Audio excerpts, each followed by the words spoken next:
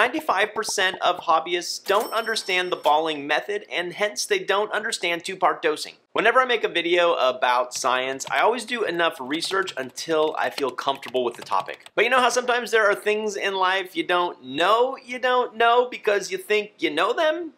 You know what I'm talking about. I made this video on two-part dosing. It's a good video, and you guys seem to really like it. And then I got a Slack from my colleague Josh. Hey Matthew, you got a second or 10? The phone rings. Hey Josh, what's up? Josh's opening salvo? First off, great work on this video, Matthew. Oh man, it must be really bad if Josh is starting off with a compliment. Josh continued, but Lou Ekus has some comments for this video. Yup.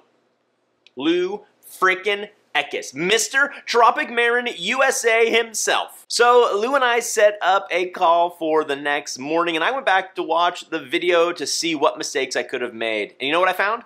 Zip.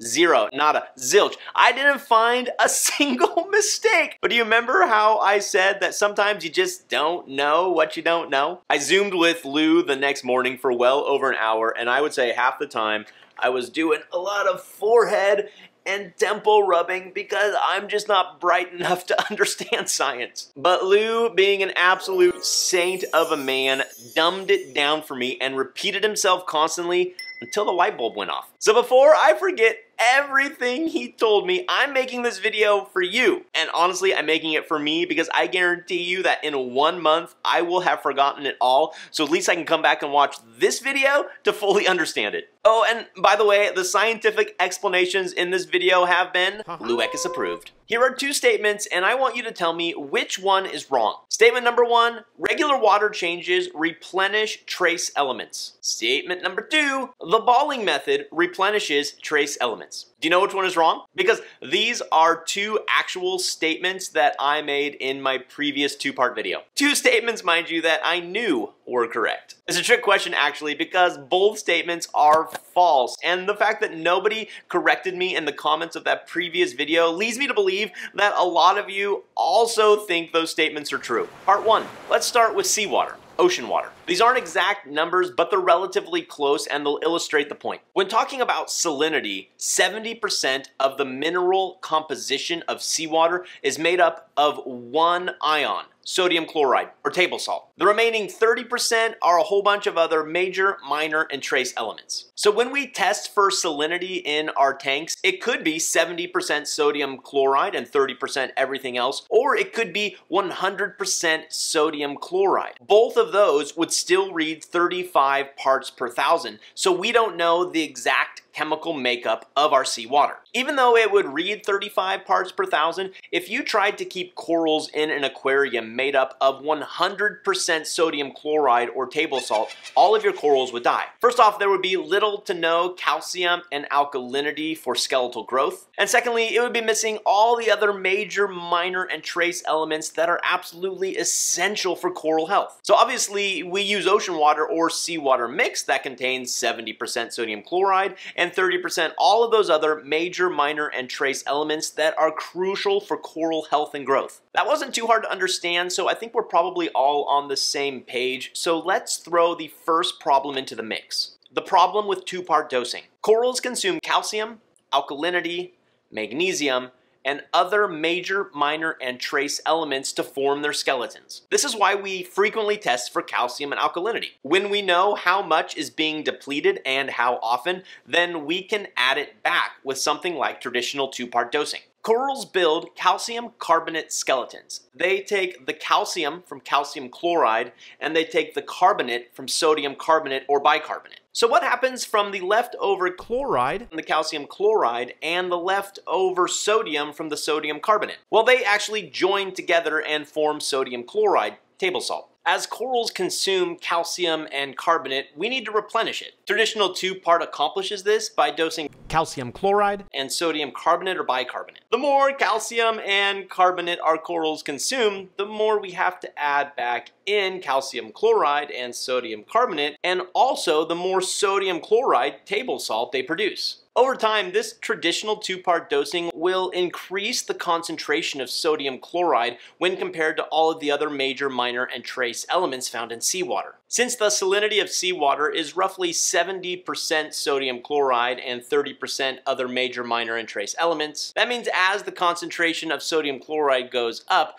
there's less space for the other major and minor and trace elements. So over time, with traditional two-part dosing, the ratio of sodium chloride to everything else gets totally out of whack. Instead of that 70-30, we could get 75-25, 80-20, 90-10, or even worse. And since corals absolutely need that other 30% for their health and growth, the greater the concentration of sodium chloride, the less of everything else they have to survive and thrive. While your typical water change can definitely help alleviate this issue, only a 100% water change can reset the balance to 70-30. And let's be honest, that's not feasible for most of us for a whole host of reasons. Water changes do not replenish trace elements. I've written this section 3 times now, and I keep getting it wrong by overcomplicating it. It's actually quite simple. If you do a 10% water change, you replenish 10% of everything you need. So if your corals consumed 100 calcium carbonate ions, you replace 10% of that, or 10 calcium carbonate ions. The same is true for trace elements. If your corals consume 10 parts of various trace elements, a 10% water change only adds back in 1 part. So yes, doing a water change is helpful in adding back some trace elements, but you're never going to be able to keep up with the level of depletion unless you're always doing 100% water changes. Common misconceptions about the balling method. It's time to move on to my second incorrect statement that the balling method replenishes trace elements.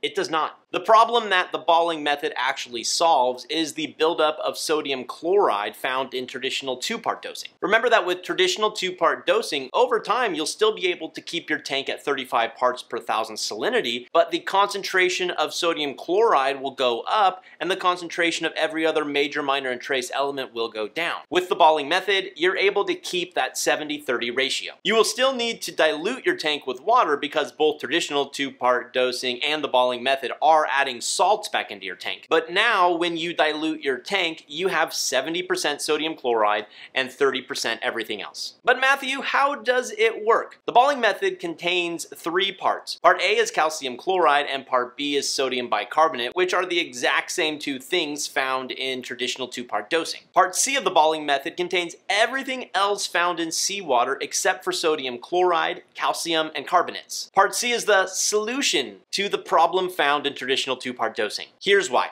As we already said, corals take the calcium from calcium chloride and the carbonate from sodium carbonate. And the leftover chloride and sodium ions join forces to form sodium chloride, table salt. Part C then adds just enough of every other major, minor, and trace element to balance out the newly created sodium chloride, keeping that salinity ratio at 70% sodium chloride and 30% everything else. This part is absolutely crucial to understand, and it was by far the most confusing part for me. The balling method does not replenish all of the trace elements that the corals consume. It merely replaces just enough of the trace elements to balance out the creation of sodium chloride. The goal of the balling method is to keep your salt water in a perfect balance of 70% sodium chloride to 30% every other major, minor, and trace element. Over time, your corals are going to consume a whole bunch of other major, minor, and trace elements, and with the balling method, you're still going to have to replenish those. And you can't just up the dose of balling part C because the concentration of trace elements in part C is minuscule,